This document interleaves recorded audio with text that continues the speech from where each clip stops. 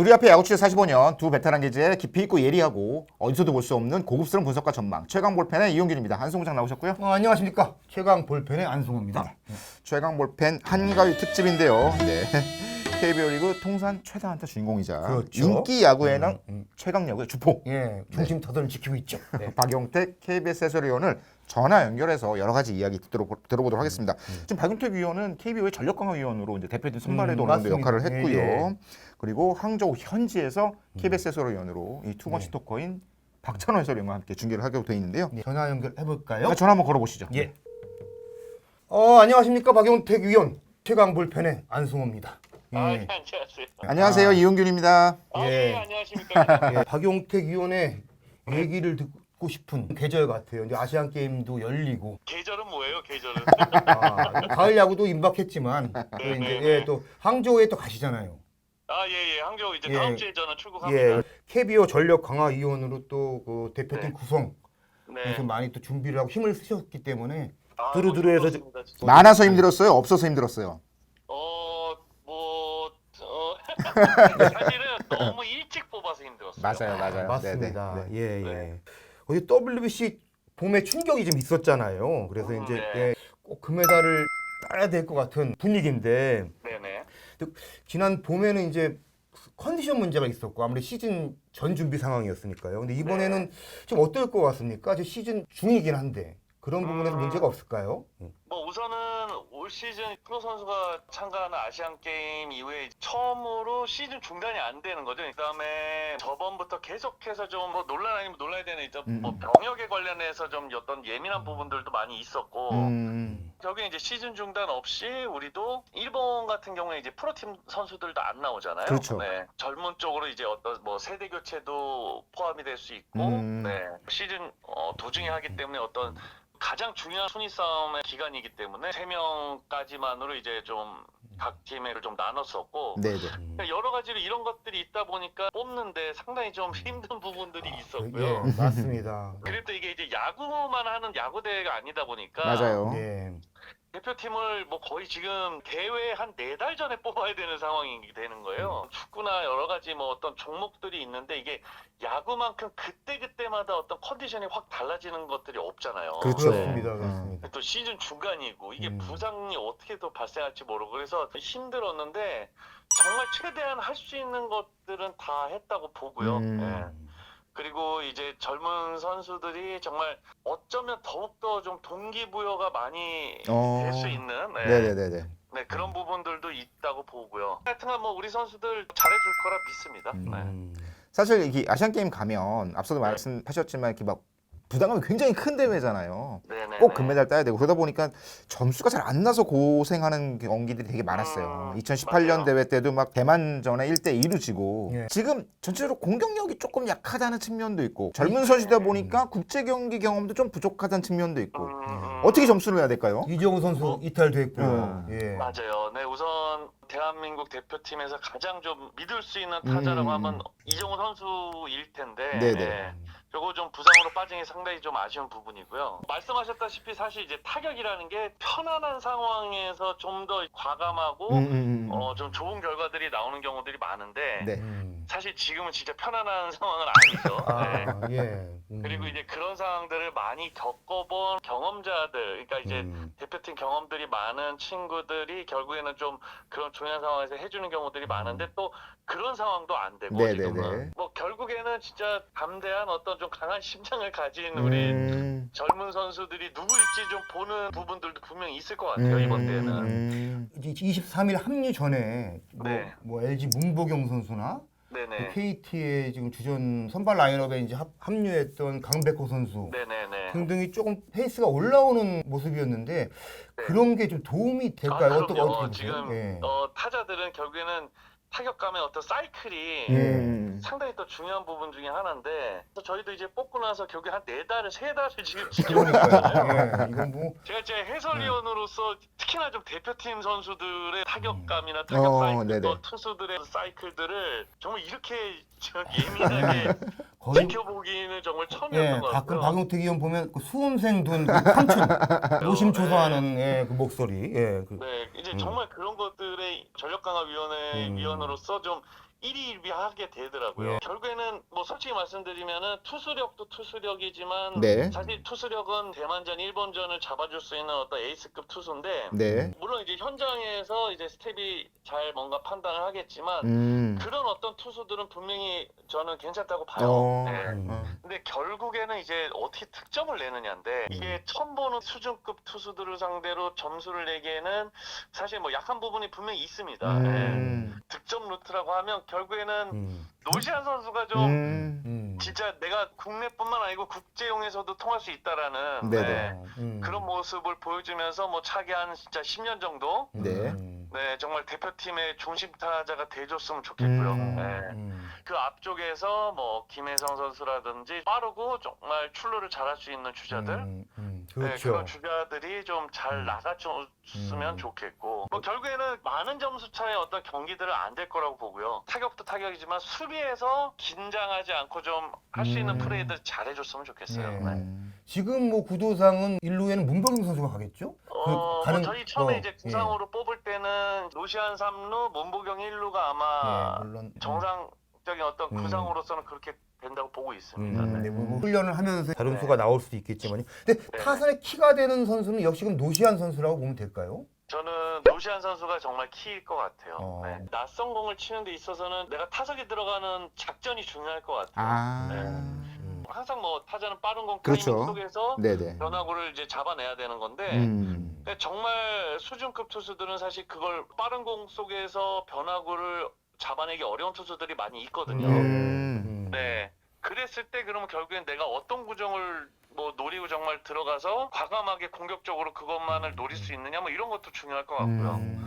뭐 응원하는 입장도 입장이고 저도 사실 네네. 이제 한적으로 이제 들어가서 중계를 같이 하거든요. 그러게요. 네. 네. 네, 정말 같은 야구장 안에서 이제 같은 한 마음으로 좀 뛰어야 되는 마음인데 뭐 응원을 한다기보다는 정말 간절한 마음으로 좀 될 것 같아요. 네. 사실 우리 선수들에 대한 기대는 뭐 이제 가질 수밖에 없는 거고요. 잘해주기를 네. 기도해야 되고. 근데 최근 들리는 소식들 보면 네. 대만 대표팀도 그렇고 일본 대표팀도 그렇고 과거 아시안 게임보다는 좀 다르다. 굉장히 강한 선수들이 많이 나온다라는 얘기들이 들려요. 코칭 스태프들은 또 네. 직접 이제 해외 나가서 또 전력 경기력도 한번 봤고요. 네네. 네. 저희가 이제 좀 예상을 하고 분석을 하는 거에 있어서는 대만 대표팀이 특히나 이번 대회는 좀 강하다라는 생각이 들고요. 지금 마이너리그가 8명이죠. 그렇죠. 네. 근데 이 선수들이 거의 대부분이 그러니까 2019년에 우리나라 이제 기장에서 열렸던 세계 청소년 대회 네네. 그때 우승 멤버들입니다. 네, 어, 그때 이제 한국에서 하는 데에도 불구하고 이제 대만이 이제 와서 우승을 했었고 네. 그 멤버들이 거의 대부분이 지금 이제 대표팀에 와 있고요. 네, 그리고 또 이 선수들이 지금 마이너리그에서도 아주 최상위 유망주들에 속하는 선수들이고 또 하나의 어떤 변수는 지금 대만이 군대가 다시 또 좀 바뀌어가지고 그렇다면서요? 네. 군 문제에 대한 어떤 여러 가지 또 이해관계들이 있어요. 또 대만이 지금 뭐 아시안 게임에서 이렇게 많은 메달을 딸 수 있는 애들이 아니다 보니까 그렇죠. 게다가 중국에서 열리는 대회고. 맞아요. 야구 쪽에 지금 분위기를 엄청 만들어 놨더라고요. 네.